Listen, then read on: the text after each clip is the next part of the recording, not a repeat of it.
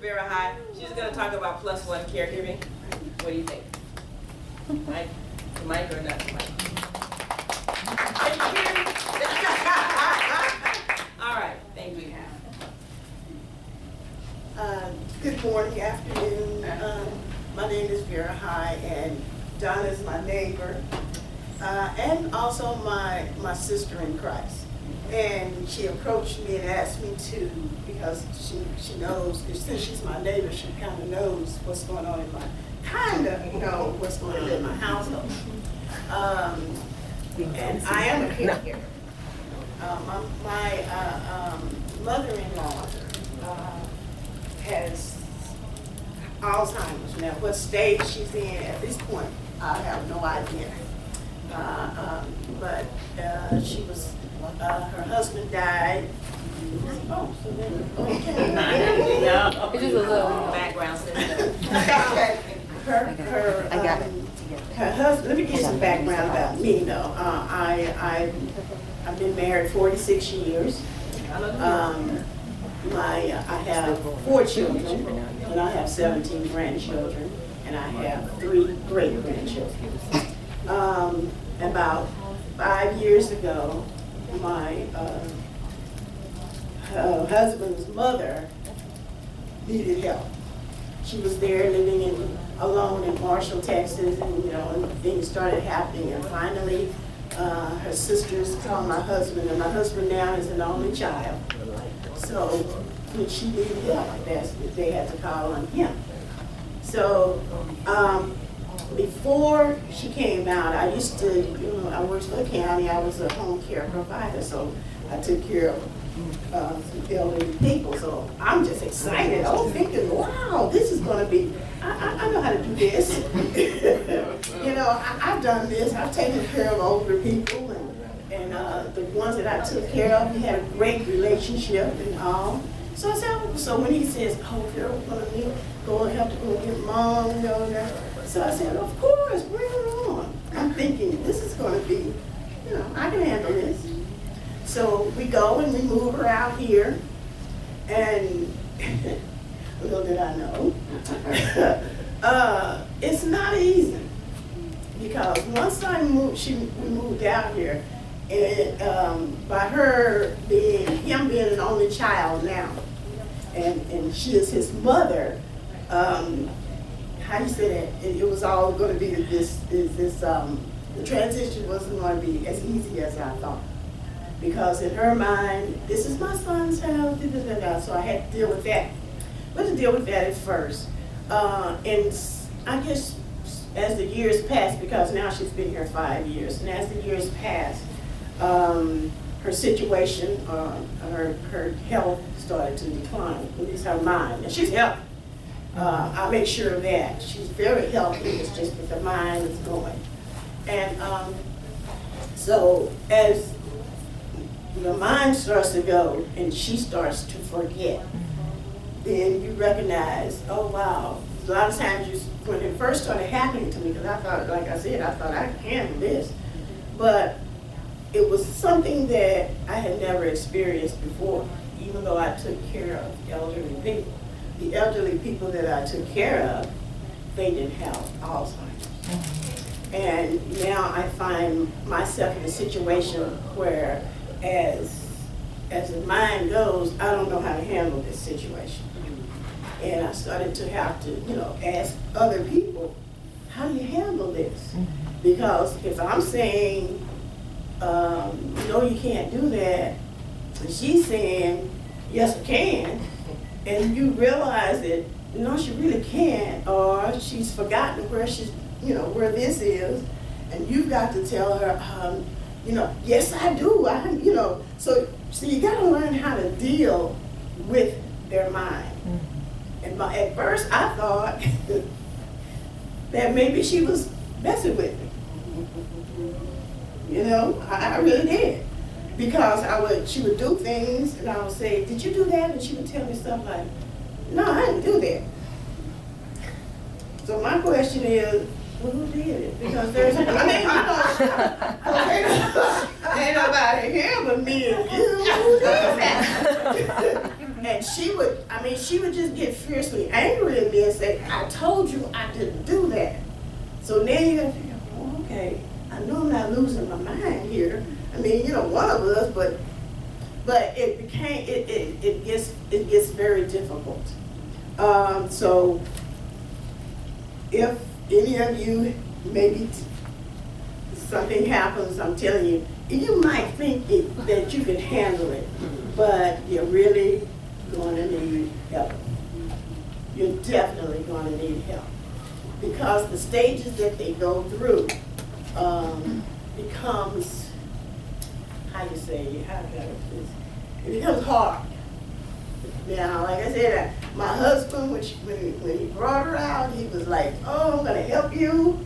I got to worry about it. But he was still on a job. He was going to work every day. Yep. And so when her health started, when things started to decline, my first question to him was, okay, you said that if I'm going to need your help, you were going to, retire and come on and help me out. And he said, well, you know what I decided? You know what? I think I'm going to work another year. This ain't sounding good to me. And so, praise God, he's decided he's going to go ahead on and retire next year. But this has been, this year, next year, we settled it this time. Actually, you're going to go ahead on and retire.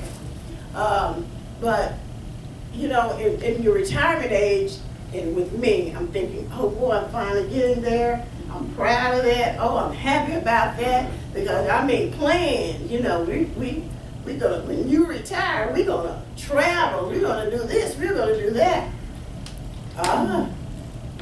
But now, that's not possible.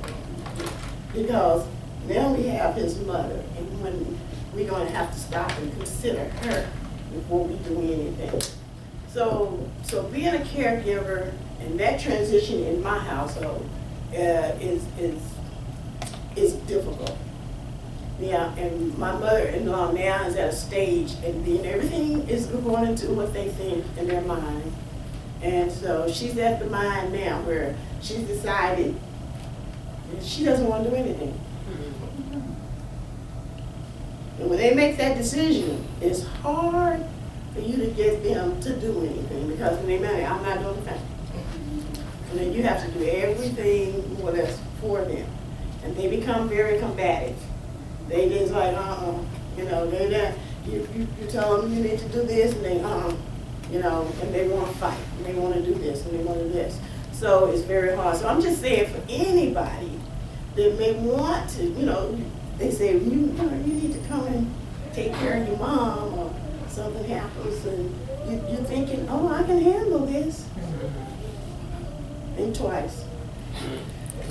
Think twice. Then think again. But every day becomes, and I thank God for this, because every day when I get up, before I enter her room, I have to stop at the door and say, Lord, this is the day you have made, and whatever I'm going to go through this day, you and I are going to go through it together. You're going to take me through it, and that's how I make it through the day. But that is a big change within my household. So think about, and I know we love our parents. We do love our parents, but sometimes we just have to realize that there's just so much you can do. So much you can do. And whatever help you can get all the help you can get, because you're truly going to need it. Okay. All right.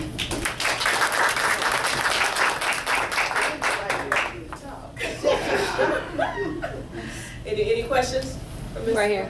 Domestic Violence? Yes, I have a question. Are there any do you know of any known organizations that offer you support because you are a caregiver? Well, with her doctor, when I take her to the doctor, he has a place, people that do come in, and will help me out. They will give baths. They will, help take you just whatever your needs are.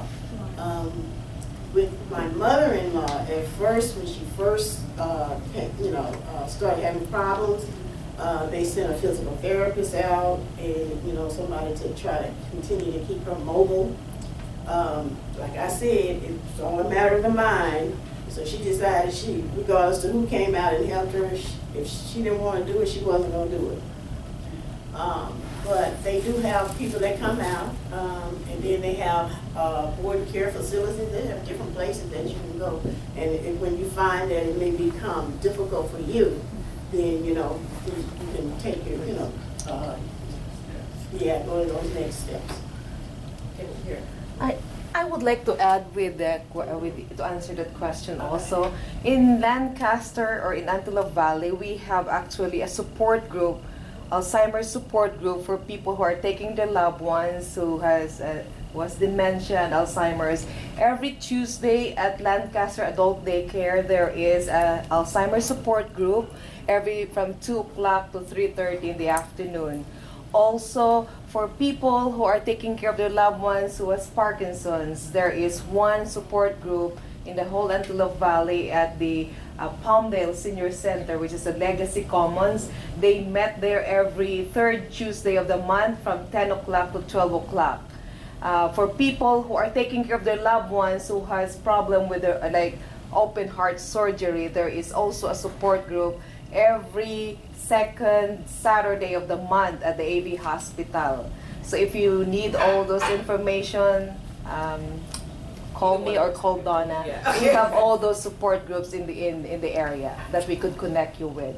And get Emily's number before you leave, because she knows everybody and she knows where they are and how to catch them. No. But there are, I'm sorry, just real quick, but there's all kinds of support groups and Yes. There's all kinds of services, and that's one of the reasons why we do Mom's House, because there's so many things out there that you would have no idea or maybe not even know how to grasp. So you get one person or a couple of people, and we can just shoot you out there and find it for you. So there's stuff. Okay. Any other questions for Miss? I have yes, a Miss High? comment.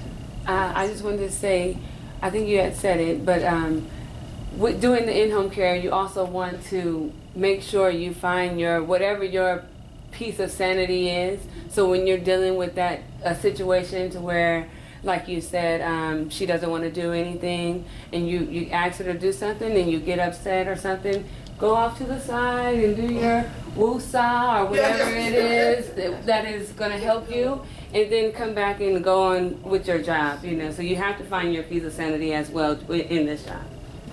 How old are you? I'm 26.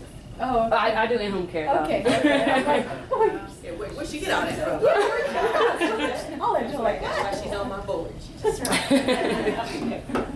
I want to throw one thing in there, and it's not. It's sometimes there's difficult situations with caregiving, and sometimes there's not. My mom was very compliant, and I still felt like I missed something when she passed. Every now and then I still burst out into tears and saying, what if how come I didn't? Well, maybe I should have. And so it's just unfortunately, it's just part of the game. It doesn't matter how good you are, you're gonna think you should have done something else. And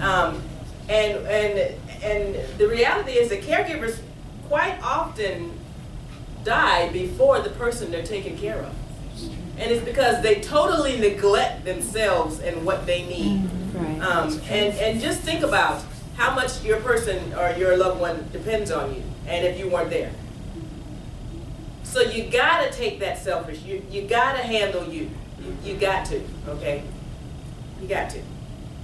Plus, I'm sorry, yes, of course. Plus, it's not good for the patient themselves to depend too much on you. The more that they can do on their own, the more self-satisfaction and the more confidence they have in themselves. Yes. So, sometimes the caregiver has to remember that. Yeah. They can't take on all of that. The patient has to do it also for themselves. And that is one thing that I have actually noticed in dealing with seniors. A lot of times, let's say there'll be a senior on a walker struggling to the side. Okay, I don't just jump up and help them, because half the time they don't want help. let me do it, you know, it can be insulting, you know, and you're taking away independence. So a lot of times you're right, we have to step back. Step back. Most of our seniors can talk. So if they actually need some help, you know, Yeah. they'll be like, you know, why are you sitting there? So, you know, they'll let you